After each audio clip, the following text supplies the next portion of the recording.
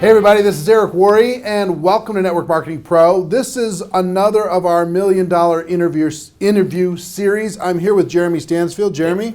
Yeah. How are you? So good. It's good to see you. And I got a chance to learn a little bit of your story, but I'm excited to be able to have this conversation, talk with everybody. And here's what I know, the highlights. Okay. You've been involved in the profession full-time for about 19 years. 19 years. Yeah. And last 6 years straight, you're earning more than $1 million a year. Yes. For the last 6 years straight. So part of that elite group in network marketing, right? So talk about how you got introduced to this network marketing profession. What did you do prior to it, and what brought you here?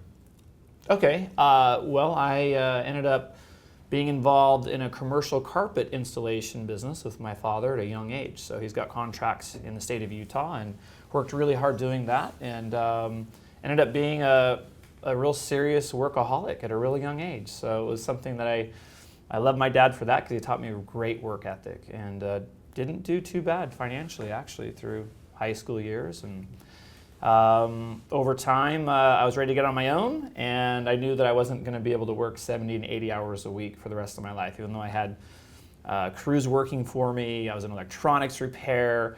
I actually had a management job as well, and so I had several streams coming in, and eventually I kind of crashed. And this is, I think I heard that you got in the industry about age 23. Mm-hmm. That's exactly when this all happened to me. Wow. So I had ended up kind of hitting a wall and realizing if I didn't make a change, no one else was going to make a change for me. And I was searching and I was looking, and I started to let some of those projects go. And eventually I was introduced to a company in the industry to begin with that wasn't the right fit, ended up having some challenges, and I ended up getting to a different one. And the first company you were with went out of business, yeah? It did. After a couple months being involved. Yeah. And which left probably a bad which taste is in kind your of mouth. the kind of companies that leave our industry a bad name. So, yeah, well, I mean, people try. And I guess it was a blessing in disguise. So, if that wouldn't have happened, then potentially I wouldn't have got more serious about learning about our entire industry. And as a matter of fact, I will have to say kudos to the individual that brought me or taught me about the company that I'm with now, because at that time, he was actually teaching me about the credibility of the entire industry rather than just trying to promote his company. So I kind of went through a crash course education about our industry in a couple of months, and because I was in the looking zone and I was serious about finding something for my future, I really dug into it, studied it, and my belief level, I found, grew the more that I was looking and being introduced to people and trying to analyze different companies and listening to lots of audio cassettes and trying to understand the industry. Remember audio cassettes? Yeah, actually. I miss audio cassettes, VHS tapes. Yeah, man. It's going to date us. Oh, DVDs and CDs, they're just not the same. Just not the same. I miss having my big, huge audio album in the car and pulling out the audio cassette. Anyway. Yeah. Old people talking. Anyway, so here's my big question for you. I mean, you had some success with that. You got involved in network marketing. You've had this tremendous success. My big question for you is, what makes you different? What makes you special? What puts you in the top 1% of 1% of 1%? This incredible group of people that are earning 7 figures a year. What makes you different from the average person that might really want this? I don't know if you've differentiated and tried to see what makes you different, because there's some things, the common themes that I see, but I'm interested in that. You know what's interesting is that I kind of go back, because it seems like I had a little bit different upbringing than a lot of other people that I know. And for whatever reason, I started getting into visualization at a young age and started to, plaster posters around my room. In fact, I still have pictures in my middle school years and high school years of not being able to see the walls in my rooms because they were covered with, a Lamborghini or a Ferrari, or it was a beautiful home, or it was a travel destination, or it was healthy looking people. And for whatever reason, I at a young age started to really dream build a lot, and even though no one told me to do that, and nobody around me in my life really did that, but I caught a bug at a really young age, and so I kind of was always entrepreneurial minded, but I was never really around somebody that could help me get there. And so at the times that I did find business projects to focus on, I worked them very aggressively, probably worked a lot harder than anyone I knew, but I figured that eventually that wasn't going to take me to get these cool things that I thought that time was like the thing of life. You know, if you got those, like stuff. Your ship had come in, you know. Yeah. And so I think that at the time that I was introduced to the industry, the first company didn't work out, but I didn't give up eventually. I wanted to learn about this potential, not only the income potential, but the residual income potential, potentially coasting and slowing down and still being able to be rewarded for your efforts. And that really lit my fire. And I thought, you know, here's all these other people out there that have been able to do this. Now I've got good work ethic. I've never been in sales. Never been good at probably building a lot of relationships in my life. I've been more behind the scenes and just a real hard worker. But I thought, if there's all these other people doing it, why can't I do it? And it might take me longer, and that's okay. But I've got good work ethic, and eventually I'll get better and better at it, I think. So it was really a leap of faith in the beginning, but right out of the starting gate, I didn't need to build my belief level because I'd already been doing that, researching the industry. So the day that I pulled the trigger, I actually started full time. And I cut all my other things behind me. Isn't that weird? You know, and I had payments and house payments and debt, and you know, I had credit card debt that had racked up, and I had this injury in my shoulder at the time, and so I kind of, got to that point where I was like, you burn all bridges, and I don't encourage my team and other people in the industry to do that. If you have a good income coming in, wait, because it puts a lot of pressure on you. Yeah, I'm a little bit torn. I'm a little bit torn, to be honest, because I went full time. Yeah. A lot of the successful people I know went full time, and I know, you can go part time and you can ease your way in, but it's painful. Yeah. While you're doing it, so it's I don't know. It's a debate. Yeah. To be had, because take the other top earners. Yeah. In your company. Yeah. Did they ease their way in? A few of them, and a lot of other ones didn't. Yeah. So what percentage do you think eased their way in? What percentage just went for it? It'd be hard for me. I'd have to probably look at the reports to kind of visualize and think about all their backgrounds. But I would say probably it's about a 50-50, probably the ones that I know. Fair enough. When I began, you asked the question of what makes me different, and I'm just trying to think back and help share some things. So belief was one at the belief was there because I knew I had I had my back was against the wall, and I had done enough research on the industry to realize it works for other people. I've done my homework to make sure I'm with a legitimate company. Now I just have to put in the work and be trained properly. And my sponsor did happen to be the top income producer in the company, which I felt would help, and it did. And he was very aggressive, and I'm an aggressive kind of person, and so we gelled well. And the things that he told me to do, I didn't question much. I just did it. And I thought that's what everybody else does. But obviously he knew me pretty well, and I found out later that not that many people enroll as what he was expecting me to every week. But he set me up for that success right out of the gate, and I'm so glad that he did because I didn't know anything different. So within 3 days of joining, I had 22 guests at my home, and my upline coming to do the presentation. Not my direct sponsor; he shuffled it off to somebody else to come do it. But either way, there wasn't anyone that joined that night. But over the next few, over 20, I had 22. And zero. Not one person enrolled. And were you discouraged? No.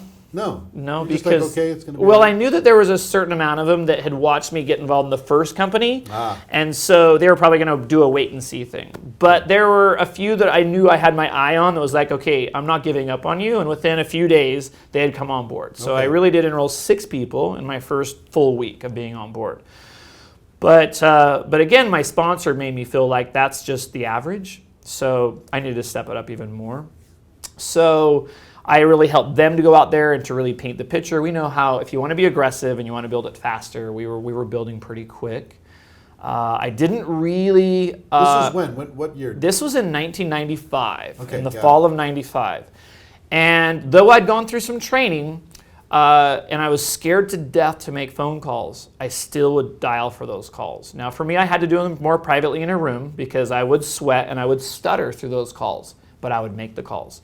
And a few times, my upline was so aggressive that if he did sneak into the room and hear me on the phone, he would always could tell if I was sitting down or if I was standing up by the tone, without him sticking his head in the door yet, on whether or not he could figure out if I was standing up or if I was sitting down. So he found that for me, I had to be standing up all the time. So he'd come in there, he's like, get that chair, you get the chair out. And eventually, there was one time I was relaxing in the chair and I was on the phone, and he came in and kicked it out from underneath me, and I fell down like, man, okay, I won't do that again. But he realized that we project our body language. Back then we did a lot of contacting on the phones, and so for that it was really important to smile and project that image. And that was amazing that he did those things for me. And at the time I didn't really understand everything he was doing, but I can't complain because within a short period of time, within about 6 weeks, I was being able to get back on top, bills-wise, financial-wise, checks were coming in. And I, saw a really bright future and was starting to get a little bit more relaxed because I go, this is working. I can relax a little bit. And then all of a sudden, he wasn't as available. So he was kind of off doing some other things at that point. So it put me to a situation of, well, I'm either, if it is to be, it's up to me. And I better step up and start being my own leader, which meant I had to start doing my own presentations, my own three-way phone calls, and my own conference calls.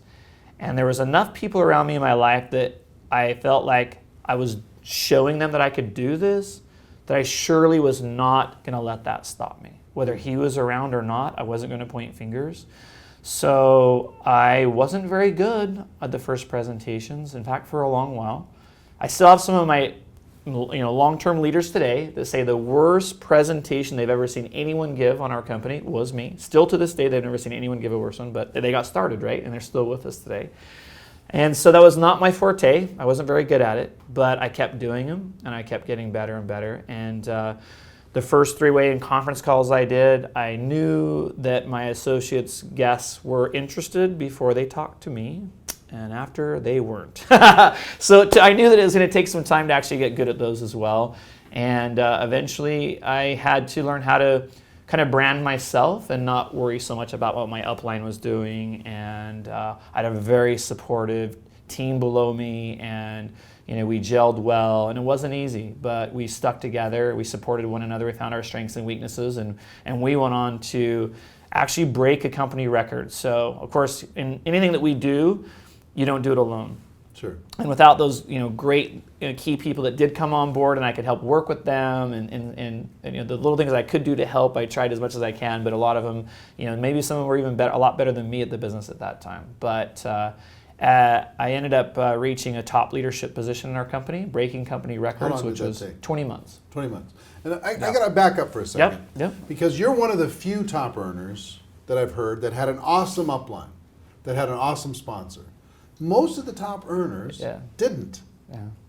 And then they had to do it on their own. Yep. What advice do you have for someone? Because I can hear him thinking, right? Yeah. The whole audience is That's going, exactly well, what he had a great upline. I wanted Yeah. somebody to kick a chair out from under me. And I wanted somebody to push me and tell me to stand up and do the calls. Yeah. And nobody's telling me to do anything. So how can I succeed? Of course he's successful because he had that and I don't. Yeah. What advice do you have for somebody that doesn't have an awesome sponsor, which is most of the people? I mean, sometimes you have a sponsor that's brand new or joins and quits or joins and disappears. Yeah. And now that becomes your excuse not to be successful. What advice do you have? I think that there's so many great resources and tools and everything around today, way more than back then when we got started. And, I think that I would rather see associates stay put. Don't try to go change to another line or whatever. Stick where you're at because you can do this. And you've got so many great resources around you now today that honestly, even if you have a top person as your sponsor, you're not going to be with, like, they're busy. They got a lot of stuff going on. How much time did he really invest in you? Not a lot of time. They were short calls. Yeah. And never did he, even work maybe even a half a day with me at any given time. He didn't move in with you or anything. No. He was just pushing and coaching, and you were It may have only been a coachable. 5-minute phone call a day sometimes. So there wasn't anything that was like, okay, I'm going to hold your hand through all this, Right. And I'll tell you that some of the things that he actually did to me, I think that a lot of people out there probably wouldn't have stuck around. Really? Because he was hardcore. He was hardcore. And, I'm not that hardcore. I've learned, and I've sometimes tried some of that, and that hasn't worked for me long term. And I'm not that kind of a person anyways. Yes, I'm aggressive, but I can't expect people to be that aggressive. Right. And I think that some of the biggest success stories that we've had throughout our organization were the direct sponsors not right there local. They're a long distance. It's a relationship. It's someone to be accountable to a little bit. And you can even find people that are cross line or sideline, so to speak, that can still act as that person you really have an accountability to. Right. In fact, as we all know how our industry works, eventually they're not all pay legs for you anyway. And so at the end of the day, almost anybody, whether they're in your organization or in somebody else's, we're still part of the same family. It's not very long before people end up being maybe necessarily in a pay line if you're working hard. Right. So I've got to back up, and again, from the story, here's the lessons that I'm hearing from it. Okay. 1 was belief. 2 was you were coachable. 3, you were willing to look bad while you were learning. You were willing to embarrass yourself if necessary. Yes. In order to learn. I heard the quote once that it's hard to get better and look good at the same time. Some people they don't want to ever embarrass themselves. Sometimes you're going to be a little bit embarrassed, right? But like you said, the worst presentation still worked. You got some people, and then you got a little better, a little better, a little better, a little better. I'm really good at them today. Yeah, I'm sure. But back then, no, it took a while. How long did it take before, when did you earn 6 figures? How long did it take? 4 months. 4 months to get to $8,000 a month. Yeah. Wow, Yeah. that's a fast track. Yeah. How long did it take before you got to say 20,000 a month? I got there at 6.5 months. 6.5 months, burning hard. Yeah. You were working hard. Yeah. All right. How long did it take to get to 40,000 a month? Let's see. So that would have been probably about my 3rd year. About 3rd year before you got to about $500,000 a year. Wow, still a young man. Yeah. Right. And then what was the first time you earned $1 million in a year? So I was hovering like around 850 for quite a while, and wanted to push over that $1 million mark. I don't know if it was a mindset for me or what, but when I finally put the hammer down to make it happen, I actually went from like 850 to 1.6 in 1 year. Wow! And that happened in 2009. 2009. So you were involved for quite a while before you punched it. Yeah, through. I was living pretty comfortable, so I'd work hard and I'd coast and enjoy the life, because that was the reason I thought I got into the business, and I do like to play hard, So I love family time. I love hiking, love the outdoors, love boating, love traveling, and it's great. It's a wonderful life. Actually, I live it to its fullest. Yeah. But at the same time, I will always come back around and build new success stories because I love it. And so it's only a matter of time before I come back around and I'm ready to go gang ho and build some more again. You said something a couple times now. Yeah. You said, I thought my goal was the money. Yeah. What's the goal now? Do you know what? Making a difference, obviously. And I think that for people that, this happens with time. You'll never figure this out in the first few years. But year after year after year, you find that there's always enough money. It's not about that anymore. In fact, I don't even see my money. Most of the time I have other people manage it all. But, when you have the opportunity to start giving back and doing things that can make such a difference in people's lives. And, you talked about earlier today on stage what it's like when you can give like a new car to someone that needs it in your family as a shock with a red ribbon. I'm telling you, there's nothing that feels better when you can do that. And I've done that, and I've, several times. And I've had, you build up and get a Hummer on stage, and I'm like, this is awesome. And then all of a sudden, let's give this out right now, And it's like, I was more excited about turning and giving that Hummer out to the audience, to whoever could spin the dice and whoever it could go to, then ever I would have the enjoyment out of that car. Like I knew someone else in that audience needed that car way worse than I did. Right.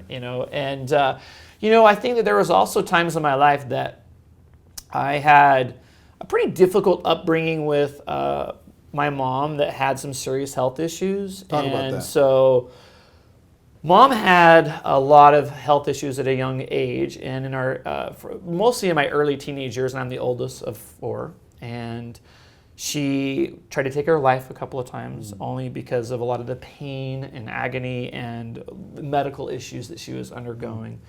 So trying to be the big brother of the 4, and kind of handling some of those situations when Dad was hard at work, and trying to provide for the family wasn't easy, but it made me step up and probably a lot of character where I am today. But I also knew that eventually when Dad moved on, which eventually he would need to, there was not going to be anyone left to kind of take care of Mom in bad situations. And so, I think that at that time it was always, it's not like I am going to go in there and take care of everything for her, but always kind of watching from the outside, doing everything I could. And there became the day that, thank heavens that I had built a business that in some unforeseen ways in life, you really don't know what can come at you. And to be able to now take care of so many things for her at that time. And, she still passed away at 49. But, Wow. The last many years hopefully was a more uplifted years for her, and doing things that I could do to help make things easier. And I've been able to do that with a few people in my life that are no longer here today, on this planet anyway. But hopefully they're smiling above, knowing that there was definitely some resources and help and support and things that honestly, if I would have stayed in the other professions that I was doing before, I would have never been able to do it, not only from a financial standpoint or a freedom standpoint, to be able to drop and be able to be with them and be able to do things that, most people just can't walk away from their job for 6 months or a year, or, take care of someone. And that's the things that, in life we don't plan on, and so sometimes I was building for things that I really didn't know for sure, but it was more about stability for the future. And I still have cool things and I still rewarded myself, but at the same time, you really do need to step it up and plan, for you don't really know what could happen. And so what an amazing industry to be able to go out there and build and try to reach your full potential, and know that people that you love in your life and you care about, and your children and their future and schooling and all these things. And you never know if one could have a major medical issue that could end up costing so much. And a lot of people out there just aren't prepared for that today.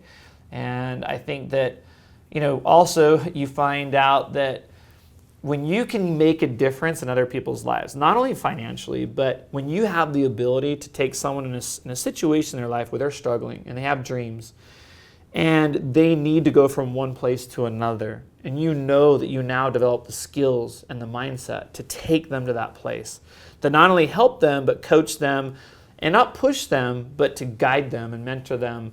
And that feeling when they achieve that and they go through those milestones, and you've been there, where you get the phone calls and they're in tears, and it's like, I just don't even know where my life would be today if this wouldn't have happened. And thank you for, we owe you. I don't know how many people at this event this weekend have come up and said, that have been closely connected to me, that I've helped them through the business. And there's like, I don't know what would have happened. Thank you, for helping me through this process and introducing me or whatnot.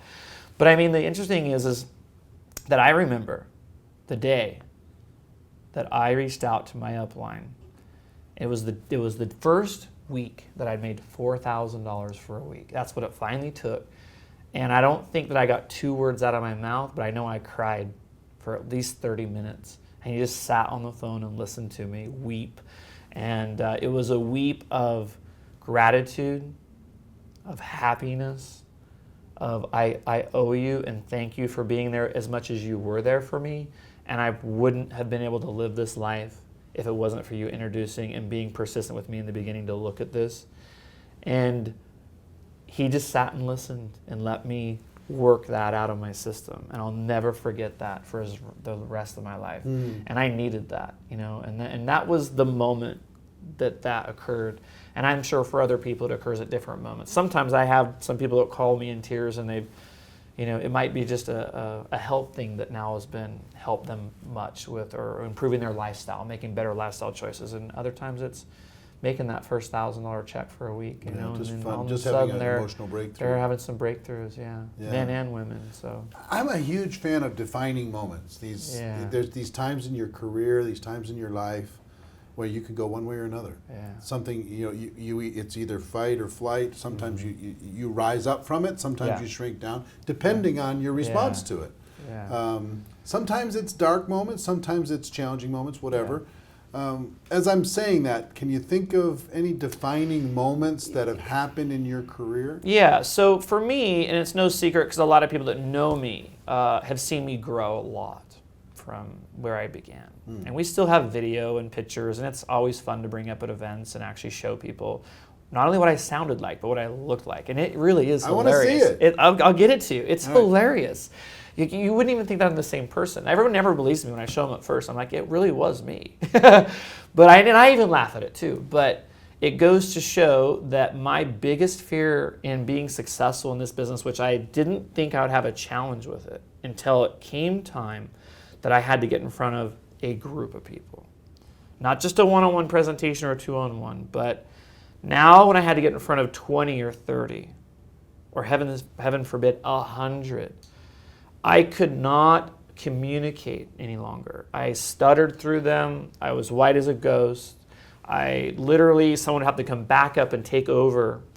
And even some of my downline associates were better at being able to take over in those situations than I was. And I knew I definitely had a serious obstacle that I needed to overcome. And though I continued to do more of them, I thought that I'd be ready for the big leagues for our first convention that they let me speak. And I remember for 3 or 4 days being in the car and I got people in team at my house, and I'm actually in the parking lot down the street, and I'm like, I don't know what I'm gonna memorize my talk from start to end, and I was so worried about it, and I'm like, what's wrong with me? And sure enough, I get out there on stage, and I was so nervous, I blanked out, don't remember anything I said. They eventually have to put music on to get me off the stage. And that was my moment of complete failure in front of everybody. Yes, I was making a 6-figure income, but it was that moment of like, you know what? Can I or can I not get through this? Because I just made the biggest fool of myself and should have never been on stage, no matter how much money I'm earning, because I've never seen anybody go do what I just did. Like, I honestly just blanked out over it because it was so bad. And walking through the hallway alone from the back of that convention center up to the front was the longest walk of my life. Because in that defining moment, I knew by the time I hit the end of that hall, I was going to see team members, and I was going to have to make a decision whether I'm going to grow through that experience and I can do this, and I will fight, and I will make the company get back up me on the stage again. I don't care. I will do it, and I'll do whatever it takes. And by the time I reached the end of that hallway, I didn't go talk to my associates. I went right up to the VP of sales, and I said, you know what? That'll never happen again. Will you please schedule me for the next event right now? Can I count on you trusting me? I will get better. And he said, yeah. Wow. And the next event, a little bit easier. Not 3 days in the car, but maybe one. And I got better. I still wasn't comfortable, but everybody could tell I really struggled at it. I started at this point to be good at a lot of other areas in the business, but I really struggled with public speaking. And I found that I just needed to keep getting up and doing it again. And I hated it. To be honest with you, Eric, I really hated it. Now, today when I see you speak, I know you love it. I was so excited to see that. And you know what? If you see me speak, and I can speak to sold-out audiences now, and honestly, I love it. There's no better, buzz, adrenaline, natural endorphins, and just knowing that you're making a difference and you're making an impact and people are going to remember what you say. There's nothing that replaces that. And as I spoke on stage a little bit earlier, as I mentioned, one of the best talks I've ever given. Like, I've been high on that stuff for hours. Like, there's nothing that replaces that. And here was a point in my life, 17 years ago, that if I would have walked to the end of that hall and said, you know what, I'm out. Like, I'm good with my hands. I'm good at building teams and crews in construction and commercial carpet installation. I can make a 6-figure income doing that. I'm going to go do that because I will not have a walk of shame like this again in front of thousands of people that I feel like I can't even go out there and show my face right now. But thank heaven something inside of me, and it wasn't anybody else. I had to make that decision myself. And like you say, at everybody's point of a breakthrough in our industry, you got to have that talk with yourself, and you're going to have to figure it out, and no one can help you with it. I love that. Good for you. Yeah. I'm glad you did that. Yeah. The world is better because you did. Thank you. And everyone knows now, and we've got GMs that are always like, come speak over here, Sure. 5-star accommodations and 2 business class tickets, and I've done that, and we've all done that, and it's Sure. like, you want to go see places around the world, it's like, but at the same time, it's like, you can almost get addicted to it, that's all you want to do, is just go out and be in front of people and be a rock star and be able to find things that you can help inspire people. And so there's been some times in my career that I've had to learn to come back away and go, I'm going back to the trenches. Yeah. Because I don't want to lose touch with what it's like to personally enroll people and take them from the starting point and that glimmer in their eye and their goals. And I've developed tremendous leaders in the company, more than I can even count now, but not because I've taken them when they're already a leader to a greater leader. I am going back and setting the example and going back after brand new people coming on board and treating them the same way I would have anybody else to get them to a leader, and staying fresh, staying in the trenches, building, growing, and then developing them to a point. And there is a satisfaction in that that is really tough to compare with anything else out there when you know you can do that. And well, this is great. The stories are great. Here's what I'd like you to do. I'd like you to look into the camera. Yep. And this audience really wants to be network marketing professionals. They want what you have. They want to be able to earn like you've earned and do all that stuff. They might be brand new. They may be struggling. They might be going through a dark time, whatever it is. Yeah. What advice do you have for them in order to be able to do this big, to go big? Give them some advice. Yeah, so here's what I would say. In order to go big, you have to recognize that you're going to have barriers and obstacles, and yours are probably going to be different than mine. Because I know some people that come on board and they're fine being in front of the room, and they're fine reaching out and talking to people. Maybe their issues are work ethic, maybe their credibility quite isn't there, or maybe their belief level is still a little low in our industry.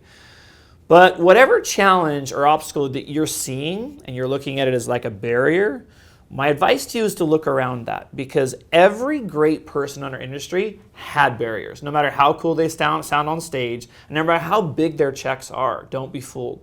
Every single one of them had tremendous obstacles and barriers to work through and overcome. And you know what makes us great in life, in this industry or not, is identifying that it's okay if you have that obstacle and looking beyond it. And finding a way to climb up over it, reach around it, dig underneath it, because no one's going to hold your hand to do it. You've got to be the one to do that. Don't say, well, maybe Jeremy had the number one or a top earner in the company, support him or whatever. It's not as cool as you think it is, but you can't use that as your excuse. There really are no excuses. The only one that can really give you excuses is yourself. And so if you will just understand that I've seen people from all walks of life, that is the greatest thing about our industry, is that traditional barriers like your age, your educational background, your work experience, or what your financial condition is, all those traditional barriers that would hold you back in other types of businesses, they do not exist in our world. Now, you might think they do because someone programmed you to think that. I'm telling you here right now, I've been doing this for a long, long time. I have a worldwide organization that's thriving, and they are from all walks of life. Sometimes people go, wow, how did they do that? Easily. They identified their barriers, they reached around them, climbed over them, learned how to believe in themselves, and start taking action every day, and other people are going to watch you, and they'll learn to do the same thing. Well, that's great advice. Sir, you're an inspiration to the profession. Thank you. Thank you for sharing some ideas. We'll have to do it again sometime soon. Great. But ladies and gentlemen, I hope you got some value from this. I know I did. That's our show for today. That's our interview for today. Our wish for you is that you decide to become a network marketing professional, that you decide to go pro, that you reach around those barriers. Because it is a stone cold fact. that we do have a better way. Absolutely. Now let's go tell the world. Everybody have a great day. We'll see you next time. Take care. Bye-bye.